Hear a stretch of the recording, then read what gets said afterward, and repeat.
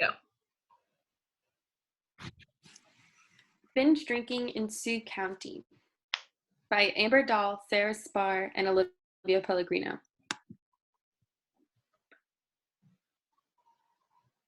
So what we're going to go through in this presentation, a little bit of background information on binge drinking and the county itself. We're going to talk about how these two correlate with one another. Then we're going to go into the literature review and talk about previous interventions and the control policy that's in place right now. Then we're going to talk about the policy intervention that we chose for this county, which is brief interventions. And then we will conclude it and wrap it all up. Some background information on binge drinking which is the excessive consumption of alcohol at one time. It's having alcohol content greater than 0.08, and it affects your motor and cognitive functions. The 5-4 rule is used to distinguish regular drinking from excessive drinking, where men have 5 drinks and women have 4 within a 2-hour span. Binge drinking can lead to many consequences, including pregnancy, STDs, car accidents, and even death.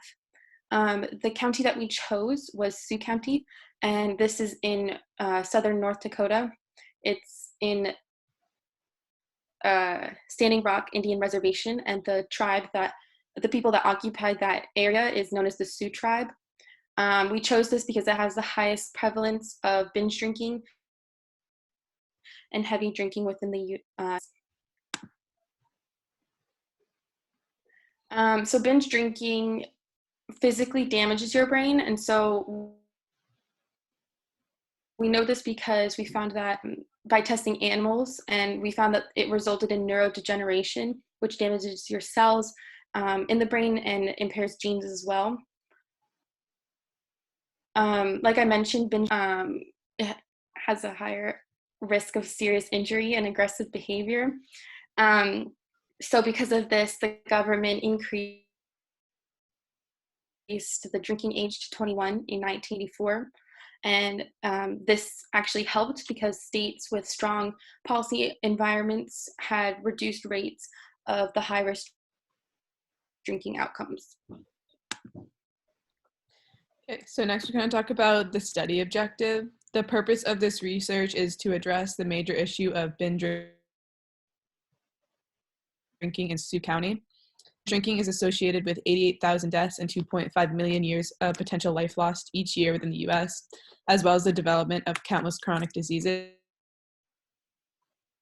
Binge drinking has become in the county in a way of life through the tribe, with the majority of them reporting that they frequently drink large amounts of alcohol in one sitting. There are currently no interventions in place to reduce the rates of binge drinking in the county. The goal of our research is to analyze possible interventions that could effectively work based on the needs and demographics of Sioux County. So there are interventions in place across the county, and they are the traditional interventions that we usually consider as rehab. The only thing is these can be costly. They can range from $1,400 up to $80,000, depending on outpatient, inpatient, or residential. So this isn't practical for most people. A lot of people avoid treatment because of stigma. They don't want people to find out. They don't want to ruin their reputation or be embarrassed. So instead, we looked at alternative interventions, which include brief intervention, personalized normative feedback, mobile and online interventions, control policies, and Alcoholics Anonymous. So the first is brief intervention, which is defined as an evidence-based practice used to identify, reduce, and prevent problematic use, abuse, and dependence on alcohol. This can be done in the FRAMES, FLAGS, or 5A's models. It's cost-effective, timely, and effective, which will be discussed later. But it was shown to decrease daily alcohol consumption and alcohol intensity of consumption. Then there's personalized normative feedback, and the theory behind this is that people overestimate how much their friends around them drink, so they drink as much as they think that their friends drink in order to keep up with the norms. So PNF compares that individuals' drinking practices to their perceptions of norms and then shows them actual norms. By doing this, it exposes their misconceptions, which brings them awareness to the problem that they're starting to develop and the consequences that they might experience if they keep doing it. So it gives them a reason and motivation to change before it becomes a real problem. It's cost effective. It's usually done as a PowerPoint or a lecture and doesn't require equipment, but it's only been used on college populations, so it's unknown if it's effective for other people. Mobile and online interventions have been arising since we're in a technology-based society now. They're called e-interventions. They can be done over the internet or over text. There's a bunch of these platforms, and some of them include eChug and AlcoholWise, which are used on college campuses and focus on education and prevention.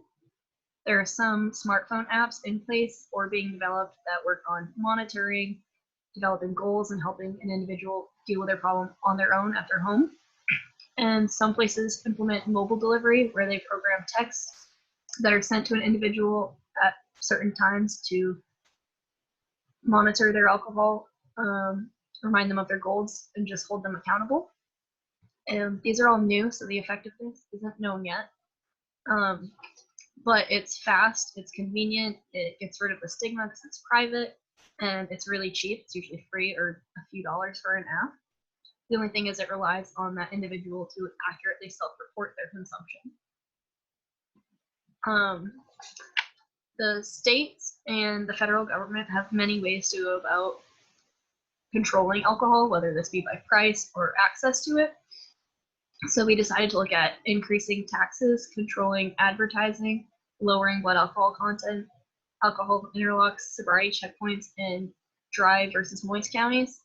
And all of these seem to have a positive effect on decreasing alcohol abuse and alcohol-related consequences, except for dry counties was the only one that didn't. It instead increased alcohol-related consequences and deaths because people were instead driving further away to get alcohol or to get drunk and then driving home.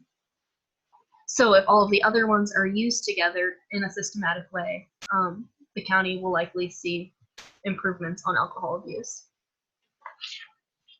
The last intervention we looked at is Alcoholics Anonymous, or AA.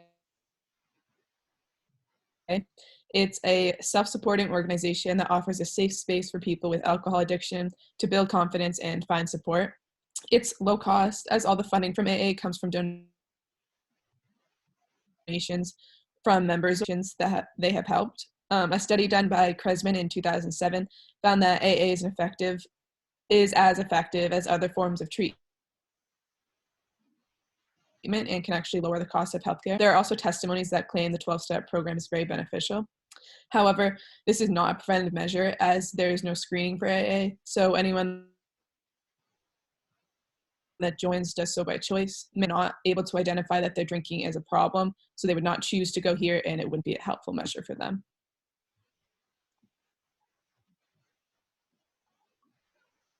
So after looking at interventions, we decided that brief interventions was the best choice for Sioux County. Some pros about it are that they have short sessions, and so they don't take a lot of people's time in their regular day life.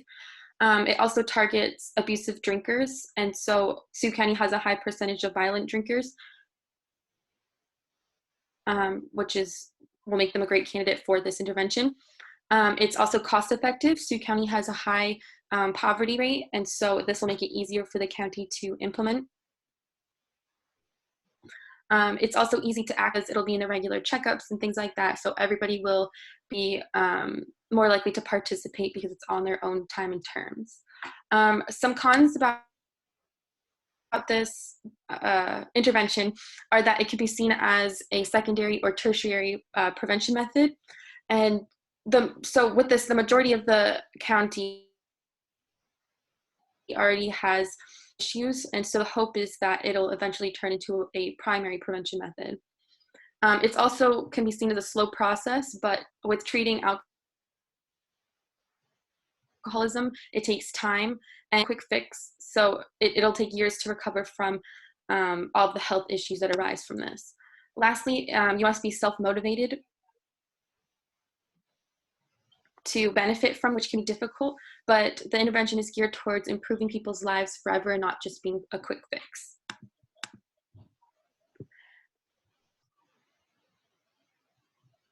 So why it works, despite the health risk factors, some health risk factors are a lack of awareness with alcohol and social norms. So for education will aid in this lack of awareness. The people will be able to learn about what binge drinking is and its consequences. Some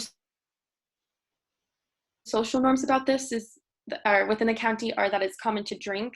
And so by integrating this intervention into regular doctor's visits, it'll be private and everyone will participate, singled out.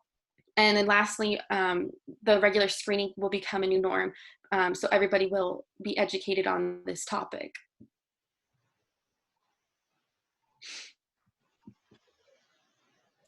So for implementation of the brief intervention, the first step is screening. And as we said, we have chosen to do this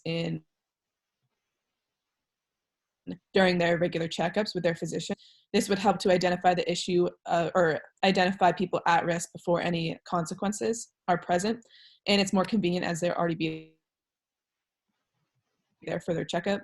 Can then be done by a trusted medical professional in a space chosen by the client. This is helpful because the client can choose somewhere private and convenient.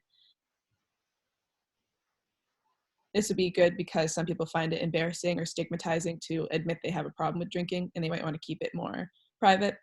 And lastly is funding. Since Sioux County has a high rate of poverty, which is higher than the national average, most of the funding will need to come from grants. The brief intervention is relatively cheap, so most of it could be covered by grants.